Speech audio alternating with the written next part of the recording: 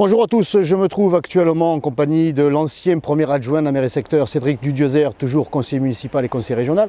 Donc nous nous trouvons sur ce qui fut il n'y a pas longtemps un terrain de foot dans le quartier de Saint-Joseph. Derrière moi vous apercevez la cité des Micocouliers. Donc c'était un terrain de foot. Voilà ce qui a poussé en quelques mois. Vous constatez qu'il y a essentiellement des déchets qui proviennent du BTP, sans doute des petits entrepreneurs qui ont trouvé là l'opportunité de se débarrasser de pas mal de déchets. Bon, il faut dire qu'il n'y a pas pour eux dans le 14e arrondissement et même sur le secteur de déchetterie qui leur soit proposée.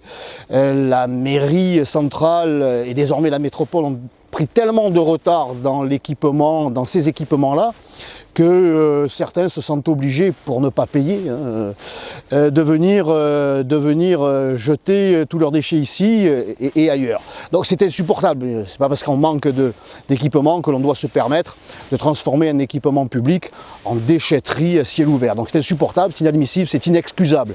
Ce qui est inexcusable également, c'est l'inertie des institutions, la métropole, la mairie centrale qui paraît-il est écologique, qui se soucie du bien-être au quotidien, des espaces verts.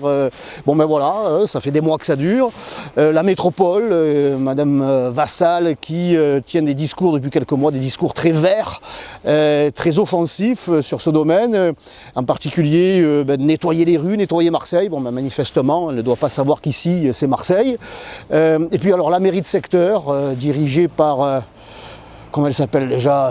Personne ne sait comment elle s'appelle. Alors peut-être qu'elle n'a pas le temps de venir ici, qu'elle se vante de continuer à travailler, alors que, eh bien, quand on est maire des 13e et 14e arrondissements, Madame Bareil, son nom me revient, eh bien, on est maire 24 heures sur 24, quasiment, en tout cas 7 jours sur 7. Peut-être qu'elle n'a pas eu le temps de venir. Pourtant, la mairie de secteur est à 500 mètres. Mais à 500 mètres, à vol d'oiseau, eh bien, manifestement, ça n'intéresse pas ce qui se passe ici.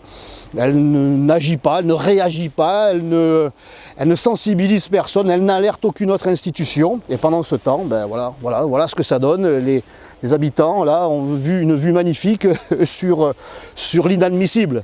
Voilà, alors maintenant, vous allez vous bouger. Vous allez vous bouger parce que ça ne peut pas durer éternellement comme ça. Ces quartiers méritent aussi que l'on s'occupe d'eux. Vraiment, là on a croisé un habitant de la cité qui me dit monsieur Ravier, depuis que vous n'êtes plus là, ben voilà, c'est le bordel. Tout ça quoi. Depuis que vous êtes parti, voilà le résultat. Et voilà le bordel. Ben voilà, effectivement, oui, depuis qu'on n'est plus là, eh bien la mairie de secteur se moque du quotidien des habitants. Encore une fois, c'est pas illogique, c'est pas incohérent, puisque quand on travaille à mi-temps, on ne peut pas s'occuper des réalités, de ces tristes réalités du secteur. Voilà, donc je lance un appel aux institutions, bougez-vous, parce que les habitants, et comme nous, on en a vraiment ras-le-bol. Ras-le-bol.